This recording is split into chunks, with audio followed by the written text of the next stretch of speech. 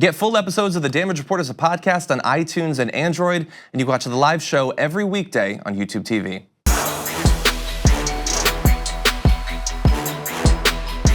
Scott Walker is apparently more of an optimist than I've given him credit for in the past. He was recently voted out of Wisconsin's governor's position, losing to Tony Evers. It was a close race.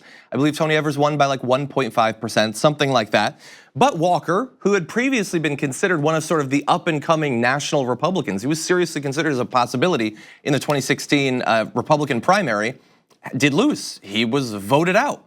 But is that actually a rejection? No, he doesn't believe it is. He says, in no way did I see it as a rejection, but rather just a larger electorate than we've seen in the past, which is amazing. Like, so few words to contain so much meaning. So first of all, in no way is it a rejection. You lost. They voted for the other guy. So absent everything else, it's obviously a rejection. But is he trolling us? I don't know. The situation he sketches out as the cause for it makes it even more of a rejection. So he's saying, apparently, back in past elections, when lots of people didn't vote, then I could slide by. But now all these people are getting involved and all of them are voting and they really were enthusiastic about throwing me out. So clearly it's not a rejection.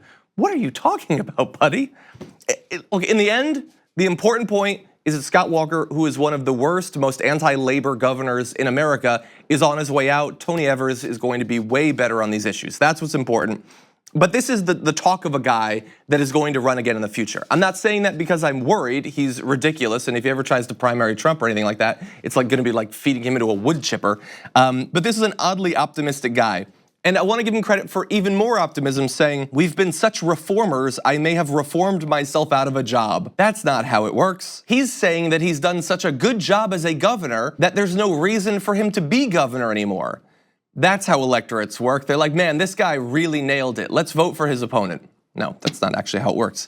So look, that's the surface stuff. The important stuff underneath the surface is what he's gonna do in his remaining time as governor. So there's a couple of different things. One is something that we talked about earlier this week that also happened earlier this year in North Carolina. Walker acknowledged that he's considering changes to give lawmakers more appointees to boards for the State Building Commission and the Wisconsin Economic Development Corporation, which would dilute the influence of the governor's appointees to those boards. So this is what we saw them try to do in North Carolina when you have a Republican legislature and a Republican governor who then loses to a Democratic challenger.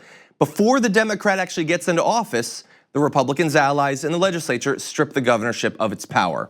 This is the definition of an anti-democratic move. They tried to do it in North Carolina and have largely failed, thankfully. Now they're gonna try to do it in Wisconsin. The voters have said, we want a Democrat, and in response, the Republicans in office are saying, you can get one, but you're not gonna get anything from it. They're not gonna have any power, okay? We're gonna maintain that power. This is the respect for democracy that the Republican Party has right now. But it even goes beyond that because there's one other thing he wants to do. He's now talking about changing Wisconsin's presidential primary date in 2020. So look, that's 2 years in advance, and it might seem, well, what's the difference? What does it matter what date they actually have? But he's doing this for an incredibly specific reason.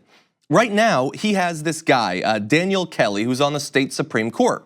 His term is set to end in 2020, and if he does a re-election bid, that date would be on the presidential primary date in 2020.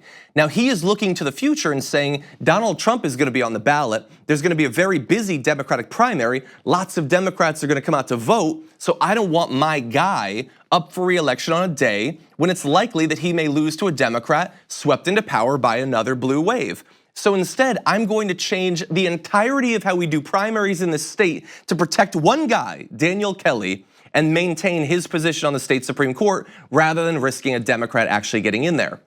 So in both of these cases, when it comes to the power of the governor to put people into these boards, and when it comes to the power of the voters to shape the Supreme Court, Republicans have seen the way that the winds are blowing, and they're saying no. Democracy seems fine in theory, but if it's not gonna go for us, screw it, we will manipulate things in every way that we can.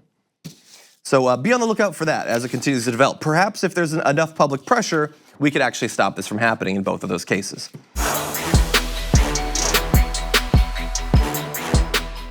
Thank you very much for watching this clip from The Damage Report.